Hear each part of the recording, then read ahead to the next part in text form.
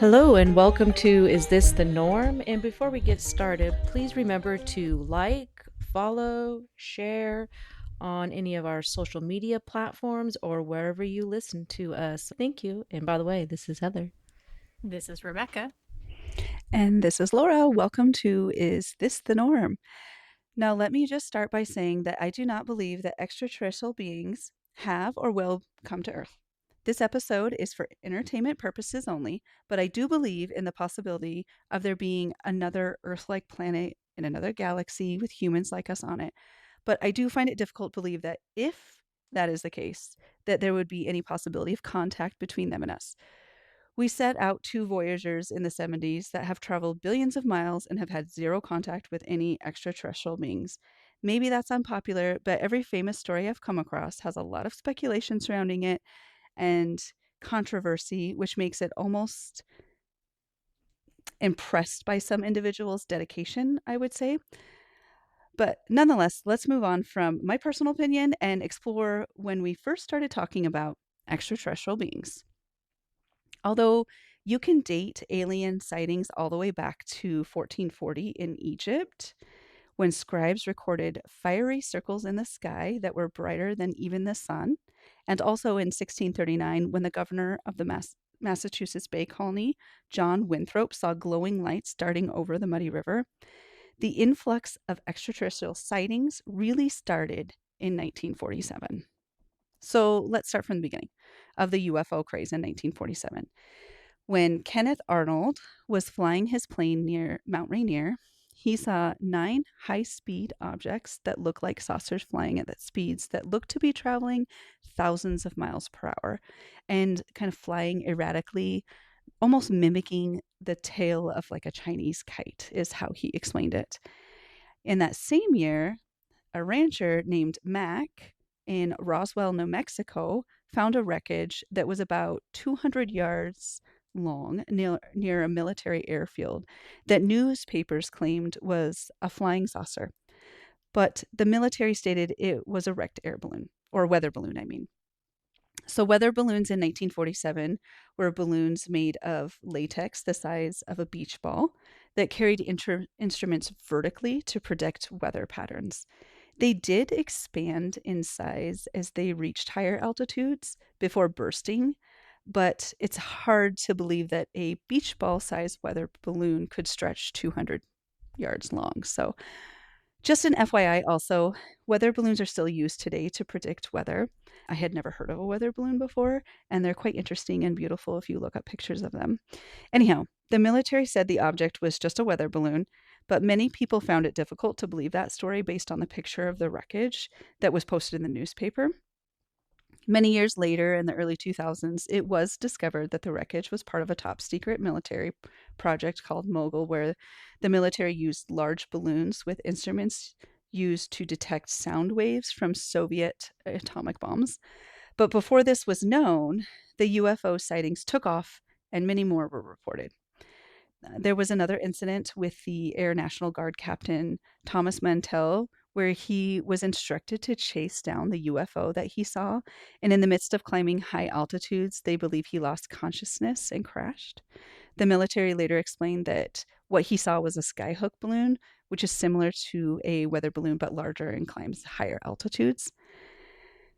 The military then started Project Bluebick, which was the military's project to determine whether UFOs posed a threat to U.S. national security and to scientifically analyze UFO-related data. And it started in 1947 and it was called Project Sign. Then they later renamed it in 1949 as Project Grudge. And in 1969, it ended with the title Project Blue Book. And it was during this time that the term UFO or unidentified flying object was coined by the military. That was in 1952. And that's kind of where we get this association with extraterrestrial sightings. People call them UFOs now. They kind of go hand in hand now. So now that we've had some background and history of UFO sightings, let's get into some stories that are really going to make you question things. The first one I want to talk about is the Travis Walton abduction in 1975. I'm assuming both of you have probably heard of this. There was a movie on it. Travis Walton was logging in the forests of Arizona with 6 other men. I'm going to say 6 men. Some sources say 5, some say 7. So we'll just say 6, somewhere in between. When he stepped out of his truck to look at a glowing disc among the trees. When he got out of his truck, the disc shot down a beam of light that lifted him up to this hovering disc. Of course, his coworkers, who never got out of their trucks, just started getting the heck out of there. They figured that Travis was a goner. But 5 days later, Not very good friends. yeah.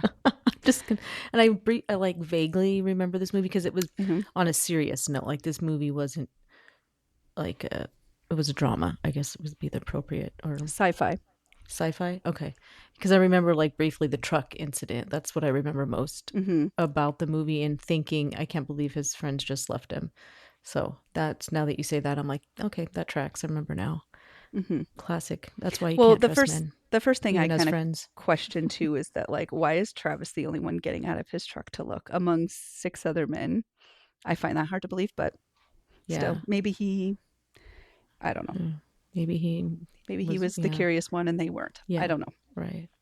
Don't be curious. That's the moral. Okay, you can move on. No, I'm just joking. But anyhow, 5 days later, Travis shows back up on the roadside, completely intact, although he's thinner and a little distraught. They do find him, and he stated that he was examined by gray, bald creatures in a hospital-like room. Later, upon examining the abduction site, they discovered strange magnetic anomalies and unique growth patterns on the trees. His co-workers were initially kind of suspected of possible homicide and went through lots of interrogations and polygraph tests, which we know are bogus and baloney. But they did do them, and all 6 of them never had a break or change in their story, which is quite unbelievable. There's been a lot of controversy about the abduction, where many claim that, he did it for attention, but the possibility of 6 men corroborating this without any holes in the story is just very impressive and kind of hard to look past, is why a lot of people, are interested in this story. There's been suspicion that they made the story up because they were behind on their deadline, and this would have been a way to sidestep the financial penalty, because this would, I didn't write it down here, but it's considered like a godlike experience or whatever. So there has to be investigation, and so then they'd have to like shut the site down, and of course then their deadline wouldn't be met, and they'd be able to sidestep the penalty, is where the suspicion comes from. Okay, so I'm assuming they were loggers. Did they have like a contract with somebody? Right. Because that's where my brain goes, is there's always like contract, what do they call those clauses? Sorry, I'm not a contract attorney, FYI, so disclaimer there. But yeah, they the natural disaster slash God something, but it's like, the way that it's unpreventable type of interference in a contract, so then you get out of the terms based on that kind of thing. Act of God or something. Act of God. That's act it. of God. There we go. Interesting. Yeah, that's a lot to make up for that. Well, and that's impressive. And at the time, it was a pretty big penalty. I think I get into that later, so we'll come circle around back to that later on. But there also was this Gentry fire tower that they suspected Travis may have used to create the illusion of a beam of light, and also was his hiding place for the 5 days. It was never searched at the time of the incident, so it's difficult to rule that out. But Travis has written a book on this called The Walton Experience, and there's a movie, like we said, it was made in 93, called Fire in the Sky. I've not read the book. I may have watched the movie, only because I can't imagine a movie released in 1993 like this wasn't watched by our mom. So exactly where I was going to go. I bet mom has read the book and watched the movie, guaranteed. Yeah, and so I did watch the trailer, or then known as the preview, and it does look familiar, so I do think I may have seen bits and pieces of it. I was probably playing with my Barbie dolls while tuning in and out of mom's boring sci-fi shows. So nonetheless, in 2021, one of his coworkers / witnesses to the abduction had a tiff with him about a remake of the movie, and he stated he didn't want to be considered a witness to the abduction anymore. And there was also a recorded call with a producer of the new movie where he explains that Travis made the whole thing up and that it was a hoax and that Travis's brother helped him do it. Then, of course, he later redacted his statement. I'm assuming they made up.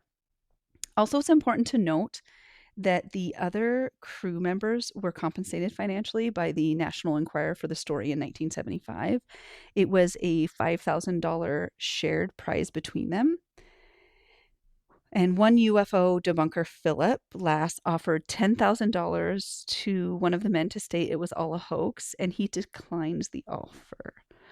Also, I think it's worth noting that the fine for the delay in the contract would have been $2,500. So, there's a lot of money involved in deadlines and, CYAs that were kind of happening. And so, yeah, it's just There's really motive. difficult. Yeah, there's motive. And, Yeah. but then it's like, gosh, these guys kind of kept this story going for so long and none of them broke. And then one did, but then he redacted. There's just all this mumbo jumbo. So it's really difficult to give the story credit.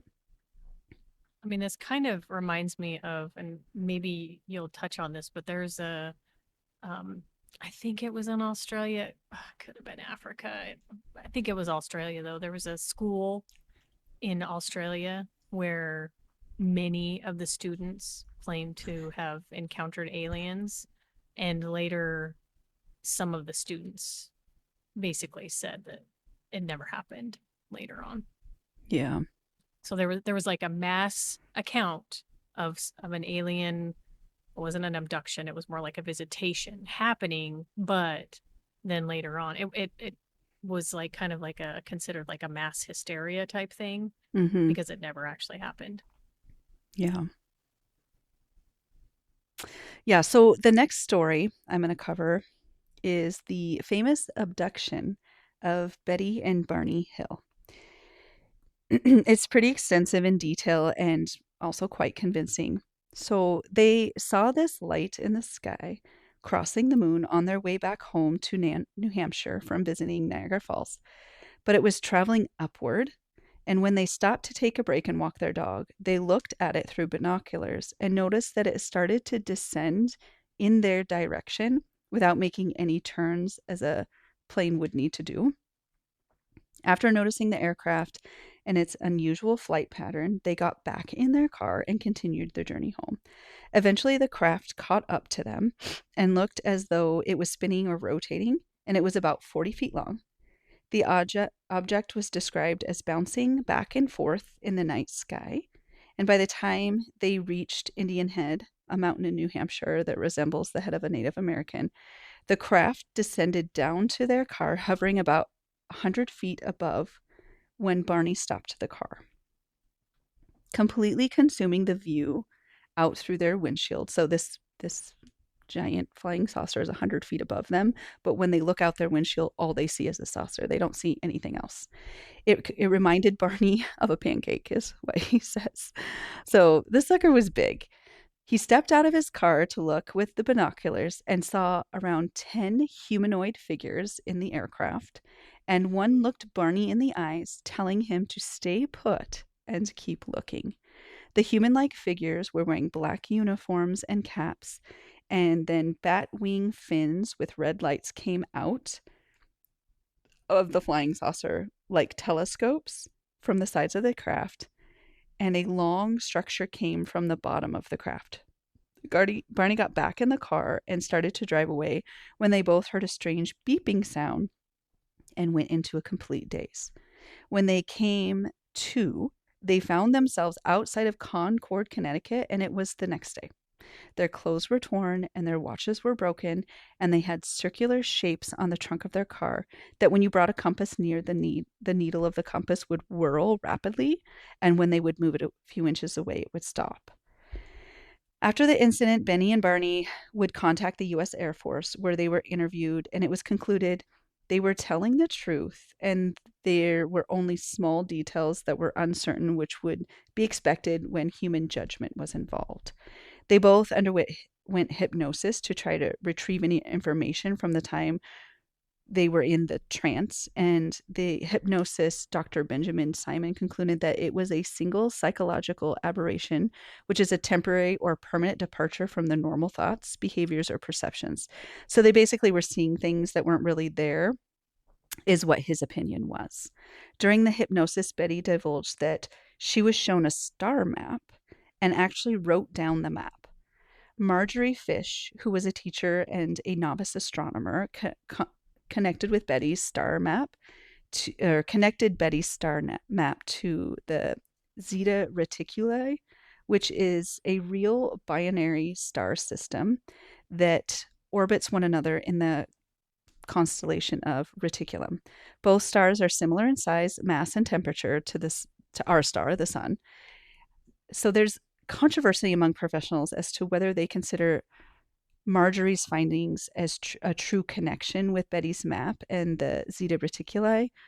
Now, unlike the previous story, the Hills wanted to stay out of the spotlight and only share details of their story with close friends and family until the story got out to the United Press International, and the story made international headlines, or also known as it went viral.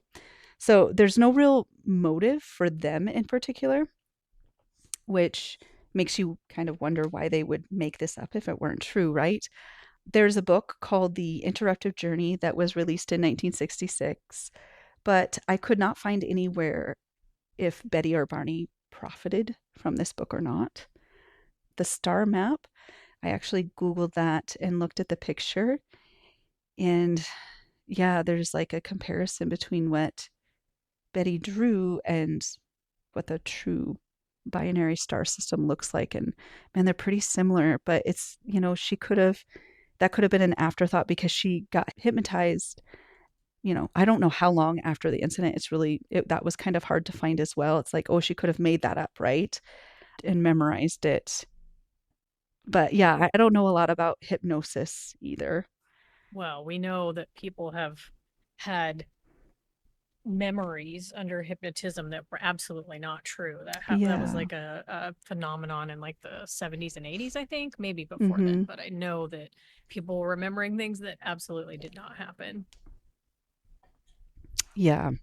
And I guess also what I meant by that too is like, if she did make it up, would she be able to control that under hypnosis? Like, make sure that came out during her hypnosis and that it was written down correctly? I don't know. I don't have much faith in hypnosis. Just Yeah. There's been too many false memories that have come up, and Right. and not It's everybody kind of like can be hypnotized. We know right. this. It's kind of like a polygraph, right? Well, it's very subjective and yeah. I mean, how do we know that they're right. hypnotized? I think I could be wrong, but I think the lower your IQ, the more susceptible you are to Oh, and that's hypnotism. another thing to note is that both of them, I guess I didn't really look too much down into Barney's education, but it was said that Betty was a college graduate, so I can only assume that her husband was too. Like, I think they were middle class people, educated, intelligent people. So I think that's probably a lot of why this story kind of got some traction, is because they weren't just some, hillbilly loggers. Were they in the forest eating shrooms? Right. That is exactly what I was going to ask. I was like, were they doing drugs? What year was this again? It was 1966. And no, if you look up pictures of them, I mean, you can't judge a book by its cover, but they look like upstanding, legit people. And like I said, got bored. I know that she has a degree. I don't know for sure if he does. Not that makes you smart or not smart by any means, but like they seem like pretty good people. So it would be strange for them to make that up. But I mean, yeah, were they bored? It doesn't seem like they have any, I don't think they had any children. They just had this dog. So maybe they were born in their suburbia life and needed a little funsies. Or there was some psychological thing going on that we don't know. Like, yeah, maybe they think it really did happen, right? Yeah, right. That's what I mean. Like, stranger things have happened. So yeah, for sure. So I do have one last story for you, and I'm pretty certain you guys have heard of this, but it's about the story is the Manhattan abduction in 1989 with Linda Yeah, I know where this. I know Napolitano. this one. Yeah, Napolitano. I'm Yeah, not gonna say her no, name right. no, yeah, I know who you're talking. Yeah. So she says she was floated out of the window of her apartment and through a closed window to a UFO. Now, this story is unique because there were many witnesses that saw what happened from the Brooklyn Bridge area. There's a Netflix series on this called The Manhattan Alien Abduction: The True Story and Plot Explained, which I did watch this a long time ago, but I don't remember all the details. But it, you're definitely skeptical of the story, I think, from watching the Netflix special on it. There was also a book published on this in 1996 by Bud Hopkins called Witnessed: The True Story of the Brooklyn Bridge Abduction, where book is where this story first got its attention. The 20 witnesses that saw the abduction were interviewed by Hopkins, and he recorded their stories, but it was later leaked that Hopkins' ex-wife made said that Linda made the whole story up, and she Yeah. also manipulated Hopkins. Yes, I think absolutely. I think Hopkins so bad wanted it to be true that he basically believed anything Linda told him, and some people believe he may have had romantic feelings for her and that Oh yeah, she took advantage of that. yeah. She was hot, so She was very right. beautiful, yes. So at first, Linda thought what happened was just a dream. But when she found a bump in her nose, she went to see a doctor and they took x rays of her nose and actually found a foreign object in her nose. But when she returned for the surgery to remove it, it was gone and only scar tissue was present. She stated she believed the implant was a tracking device. And Bud also had um, an abductee support group for people who had been abducted by aliens that he invited Linda to when she first realized she had been abducted. And my first thought was, oh boy, so many ideas from other people to thicken the plot of her story. But it was difficult to find exact dates of when she was abducted and when she started the support group and when she got the implant x-rayed. So, since the documentary has aired in 2024, Linda has attempted to sue Hopkins' ex wife and Netflix for defamation. The case is still ongoing as of 2026, and she is so Linda is still married to her husband, Stephen, and he's never supported her claims of the abduction. He apparently was sleeping right next to her when this all happened, but has continually stayed silent and out of the spotlight. But Linda's son, Johnny, however, completely supports his mother's claims and actually participated in the Netflix series, claiming he had seen strange beings in their home when he was a child at the time that she was abducted. So I just find it really fascinating that he's married to her and doesn't like publicly support her story. Yeah, and there was Sounds like more. There was more. I saw that documentary, Hmm. Netflix documentary, and I Yeah. heard like a podcast about it too. So I've heard the story twice, and they both kind of went in the same direction. Where, I mean, you don't know if Bud's ex-wife is like resentful of Linda for Right. like, like you don't know, like maybe she's just, or she's just because she's not in that group, the abduction group anymore, that she sees things for what they really are. You just don't know which Mm-hmm. way it goes. all I picture is the SNL kit, this abduction group. Yeah. That's all I Kate keep, McKinnon. yeah, I just keep picturing different these different characters of Betty and Barney and Linda, and these are the characters in the SNL skit. Not to make fun of these people and their abduction experiences, whether they're true or not. Mm-hmm. But I don't really care either way. You do you, Yeah. boo. I'm not going to argue over your experience, but that's sorry. That's just I keep laughing to myself on mute here about. Yeah, and truly, yeah, I think that like Betty and Barney. I don't know why I have a soft spot for them, but I do, it could very well be that they felt like they really saw this and it was very real to them. They seem like legit people, but Linda, however, seems like she's very bored with her life. She needed a little razzing and she really enjoyed the attention. Um, I wish I was that bored. I wish. yeah, how does she, like these 20 witnesses, Bud Hopkins was the one who interviewed them. I don't know of anybody else who actually interviewed these people. So did they really see this? Did they see something else? And then he told them it was Linda. Well, I don't think any of these witnesses just like came forward on their own. Right. He went looking for them. Yeah. And so that right there kind of skews Maybe he was paying in the them. wrong direction. I don't know. Yeah. Or, I mean, it's New York City. You could find people to say anything, 20 Right. people. Like how many people said, get the heck out of here, right? Right. Yeah. Yeah. But I have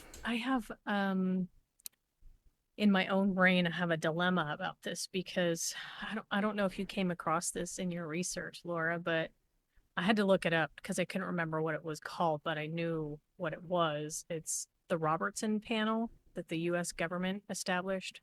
So the CIA told the U.S. government, hey, you guys should probably basically have a campaign to make any of these sightings look ridiculous. Make whoever comes forward with this look like a bunch of crackpots that are crazies, because they didn't want people reporting on basically the secret stuff that was going on, like the highly secretive planes and things that were flying around that people were seeing. They didn't want them to come across as legit sightings of their experimental planes and weapons.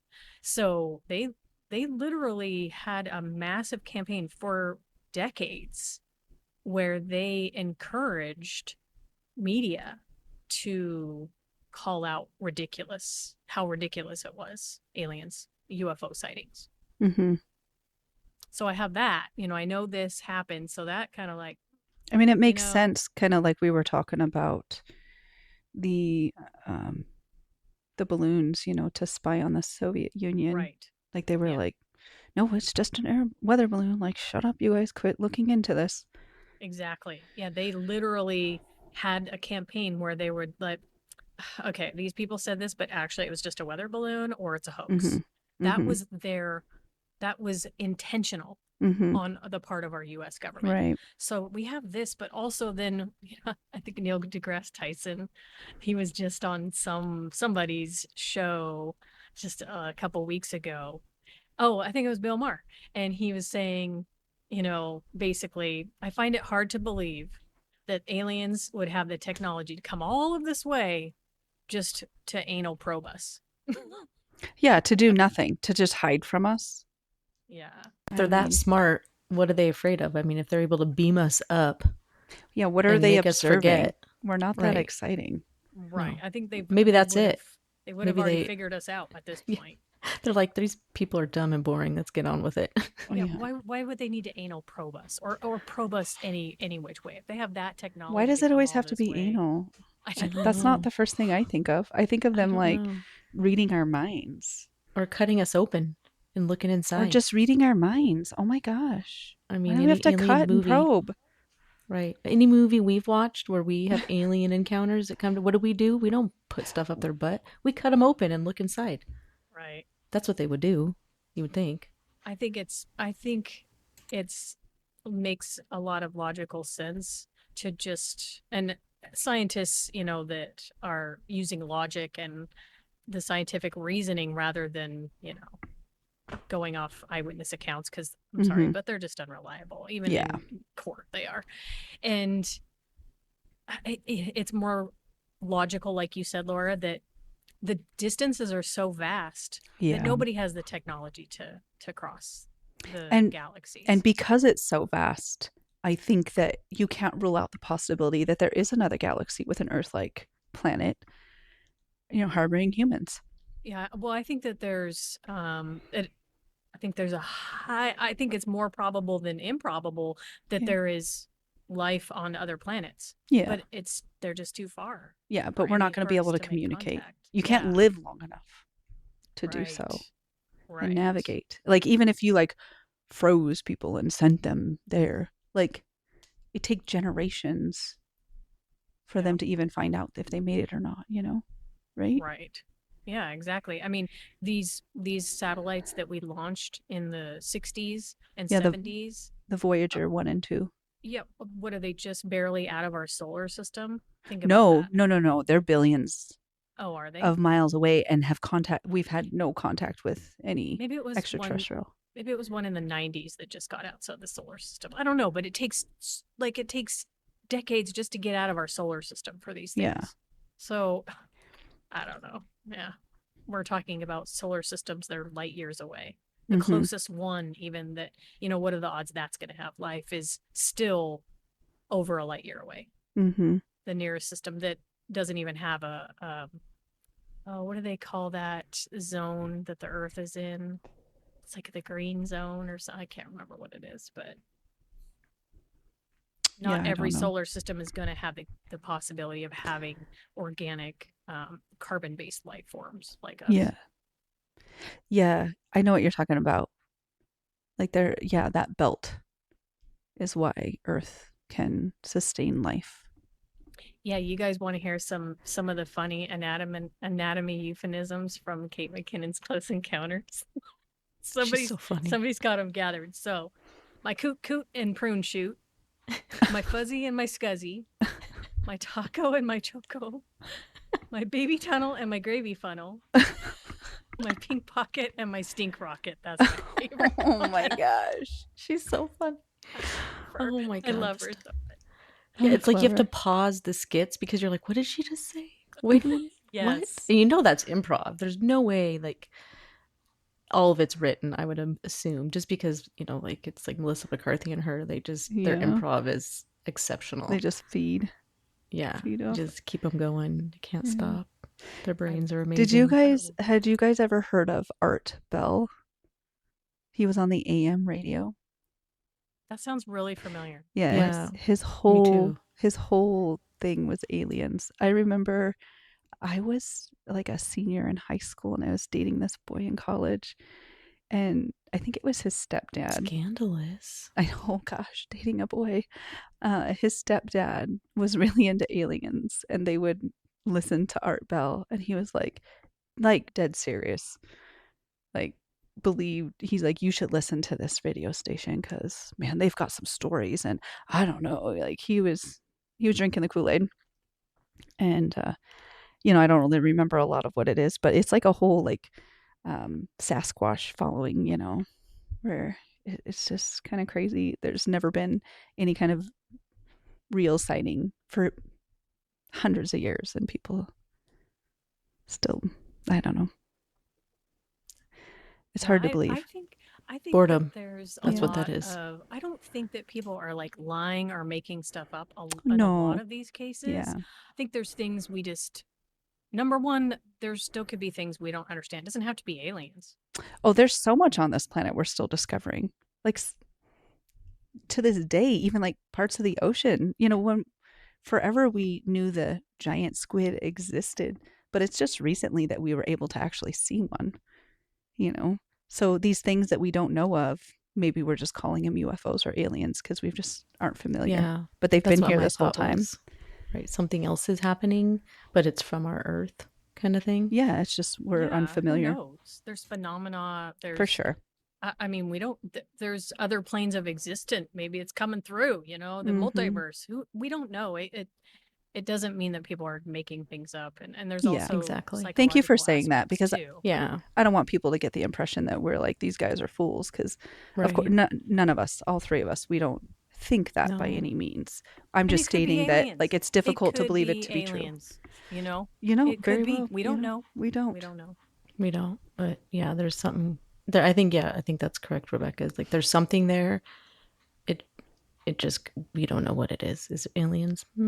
Possibly, but my thought process is something happened to these people, either whether it was in their head and it didn't really happen but they saw it and felt it, or something else is going on. Because yeah, like even magnetic weird things happen Mhm. on Earth. I mean, we have the Bermuda Triangle, which was a Mhm. hot topic in the 90s, but somehow fell off.